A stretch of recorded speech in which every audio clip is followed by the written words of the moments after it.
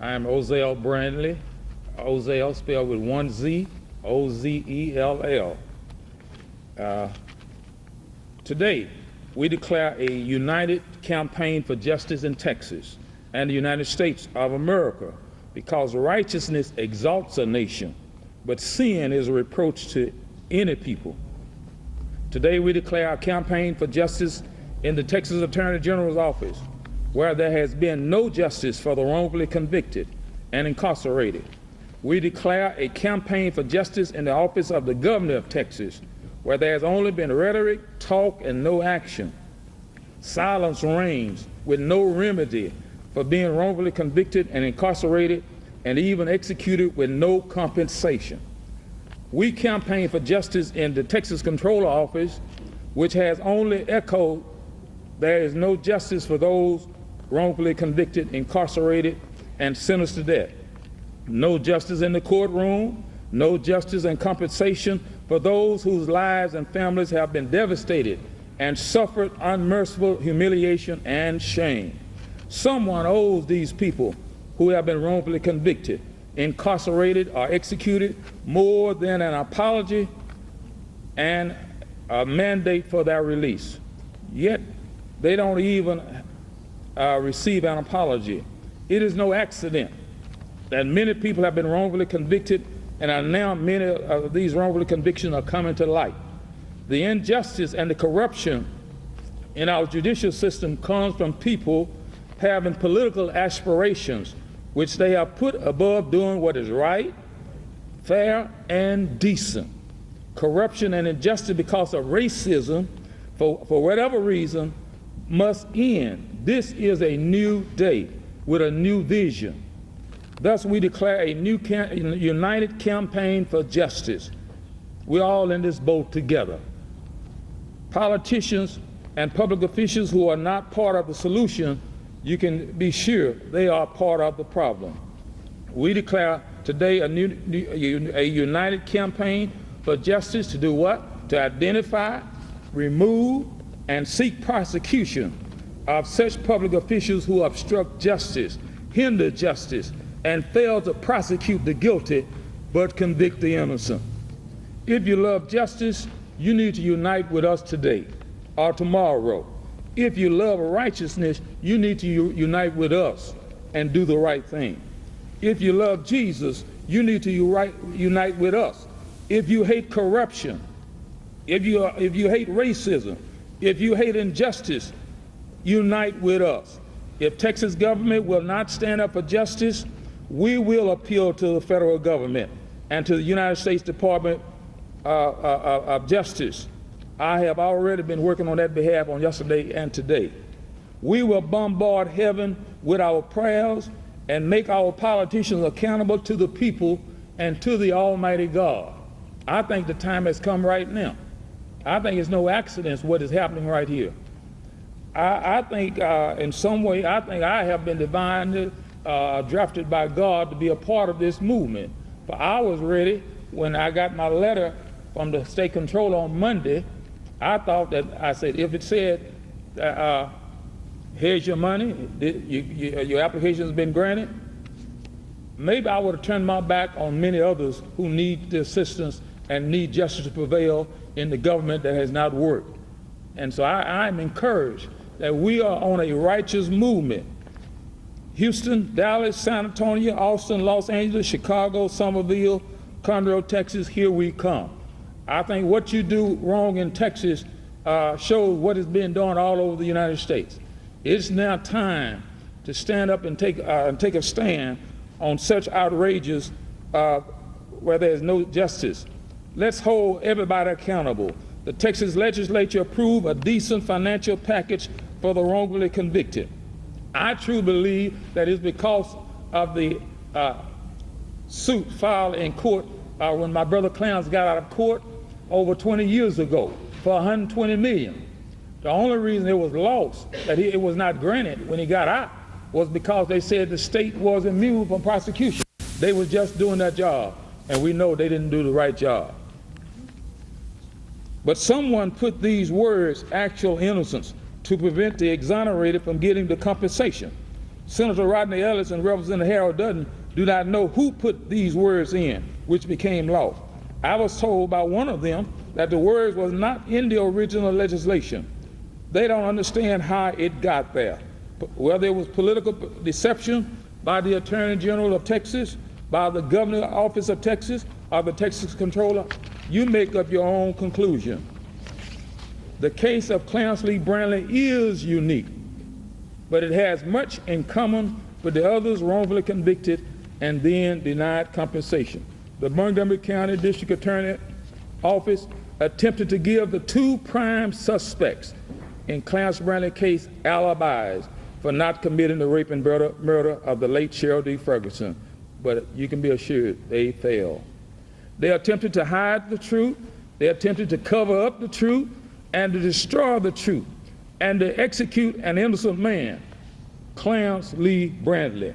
The Montgomery County judge and the district attorney refused to require blood samples to be taken from the prime suspects. The facts are now clear. They're in, they're history. The prime suspects have the same blood types found on the blouse of the murdered Cheryl D. Ferguson. The blouse then mysteriously disappeared and all evidence was destroyed because it could have scientifically exonerated Clarence Lee Brandley, and it could have scientifically convicted the two prime suspects. Every witness who testified in court for Clarence Lee Brandley in Galveston, Texas, had their testimony deemed credible by the late, courageous, respectable Judge Perry Pickett, who every morning he entered into the court in Galveston, Texas, before anybody else entered the courtroom. And I can see him now. He sit there on the bench, smoking his pipe. He had his lapel pin of a cross of his faith in God, and he wanted to do the right thing. He just sit there before anybody else came in that courtroom every morning. I can see him now. Who was drafted by the Texas Court of Criminal Appeal. Nobody, no judge could render justice in Montgomery County. They had to take a judge at a former mayor of Midland, Texas, and draft him, somebody who would let the chips fly where they may. But those who testified in his court on behalf of the prosecution were deemed not credible by the late Perry Pickett. These include a sitting judge right now in Montgomery County, Texas, right down Highway 45, former prosecutor. He's now being called Your Honor when he broke the law. That's right. The Judge Perry Pickett deemed him not credible, his testimony. Him meeting every morning, drinking coffee with the judge, the prosecutor and judge, saying how they're going to rule and how they're going to do that. And yet, he's sitting there as if he has done nothing wrong. He was given an opportunity to apologize before Judge Perry Pickett and the whole world, and he refused, even now. Even now. Not only was Judge James Keeshan, that's his name, not only Judge, he was a former prosecutor, now he got his promotion because he put an innocent man on death row. He got his promotion. Oh yes, he celebrated. He got a promotion on putting Clarence Lee Brandley, an innocent man, on death row, and he's still walking in court every morning wearing his judge, and they stand when he walks in the court and they say, "It's Your Honor." Oh yes. You want to know why they refuse to intervene? You want to know why they refuse to correct the injustice?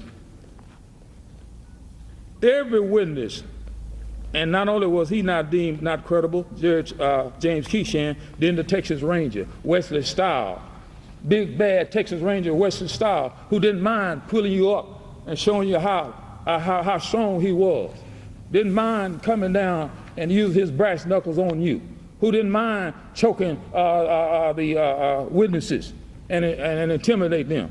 He came down and arrested Clarence Lee Brandley even before interviewing anybody. Went right and got him off his job and took him into custody Big bad Texas Ranger Wesley Stiles. You don't hear much about him today.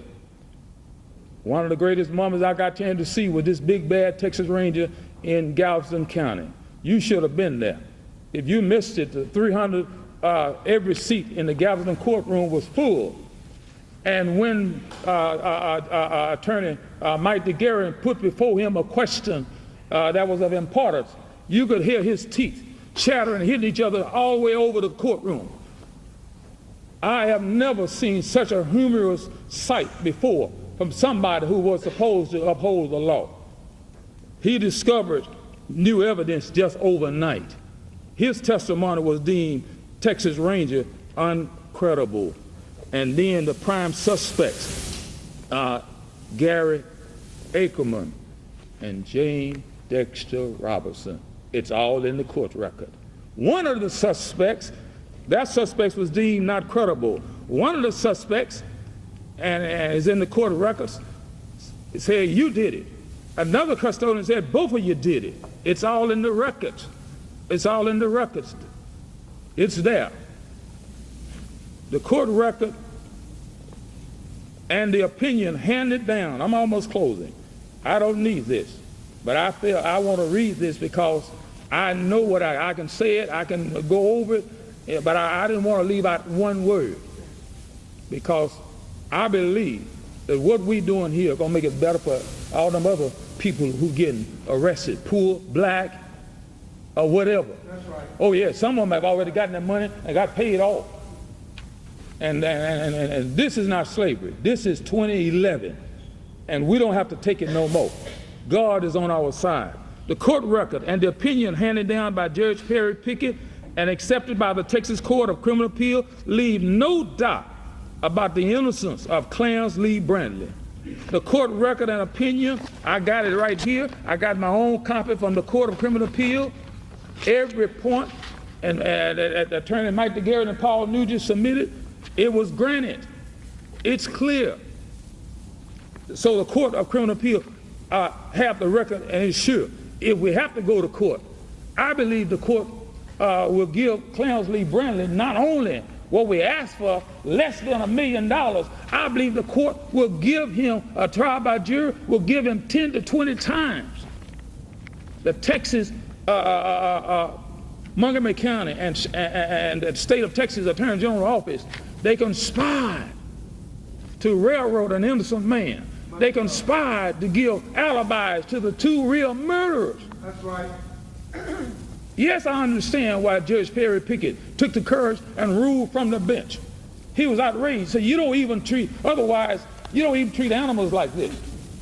They lost all sight of decency and what's right and what's wrong. It's been too long. It's time we straighten this stuff up. It's time we get honor in the courtroom where it's supposed to be. These people are not fit to be in office. Governor of Texas, Attorney General, wherever it may lead.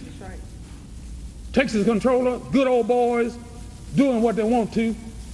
We need to make them accountable. We need to get to San Antonio. We need to get to all these big cities in Austin and Dallas and say no more.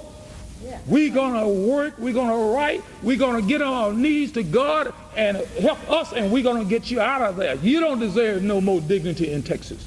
You don't represent the people anymore.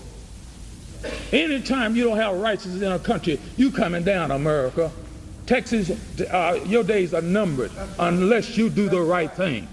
And we're coming together. All those folks who've been denied that compensation, we're coming together. Oh yes. Anthony Graves and all those other folks who coming, it's no accident. We're coming together. If we have to go a class action suit, we're coming together.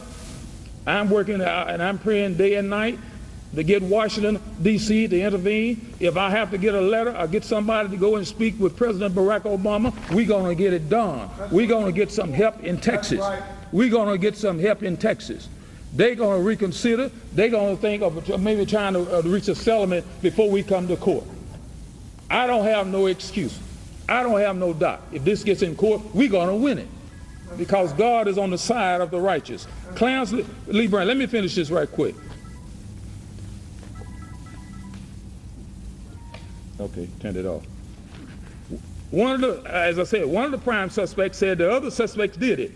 Montgomery County, Texas, and the Texas Attorney General pretend they're ignorant of the facts and testimony in the case, or otherwise they just don't care.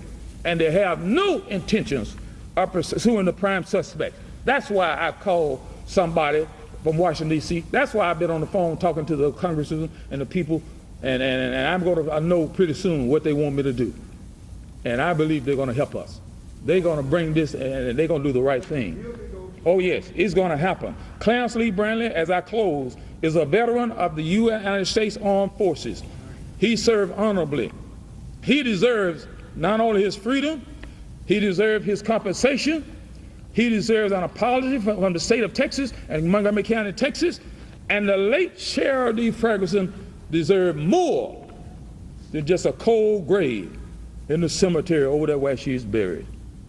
She deserved much more. The voice of Cheryl D. Ferguson, whose innocent blood was shed, cries out for justice, even now. Right.